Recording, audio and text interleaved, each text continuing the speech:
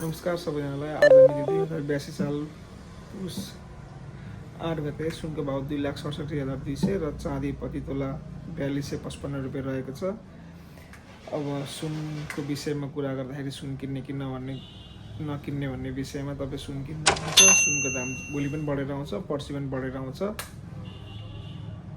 यदि 1 महिनापछि किन्ने सोच्नु भएको छ भने नपर्खिनु होला, किन्दा हुन्छ। तपाईँ महँगो पर्नुहुन्छ 1 महिनापछि किन्दाखेरि, अहिले नै किनेर राख्दा हुन्छ।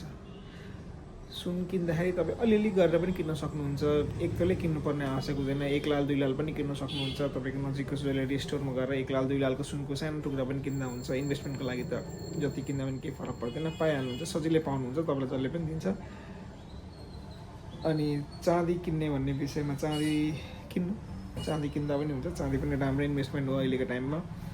चाँदीको दाम के छ भनेर चाँदीको दाम पनि भोलि बढेर आउँछ, पर्सि पनि बढेर आउँछ। चाँदी 2-4 दिनमा फ्लक्चुएट पनि हुन्छ होइन, तलमाथि हुनसक्छ, केही फरक पर्दैन। त्यसले होल्ड गर्नुपर्ने हुन्छ। चाँदी इन्भेस्ट गर्दाखेरि सोच्नुपर्ने र अलिकति काम हुनुपर्ने हुन्छ है। चाँदीमा चाहिँ चाँदी किनेर बिर्सिनुपर्ने हुन्छ। यो होइन कि किनेर बेच्छु भन्ने कुरा हुन्छ होइन। किनेर बिर्सिनु पर्यो। कम्तीमा पनि 1 वर्ष तपाईँलाई लाग्छ है प्रफिट कमाउन, राम्रो प्रफिट कमाउन। कम्तीमा पनि 1 वर्ष 2 वर्ष चाँदी होल्ड गरेर राख्नु, धेरै राम्रो प्रफिट कमाउनुहुन्छ। सुन त त्यसै तपाईँले हेरिराख्नु भएको छ, जहिले बढिरहेको छ होइन। 1 वर्ष 2 वर्ष चाहिँ पनि होल्ड गर्नु, तिनीहरूले प्रफिट राम्रो दिएर जान्छ। भयो भने डबलले पनि दिनु सक्छ यिनीहरूले।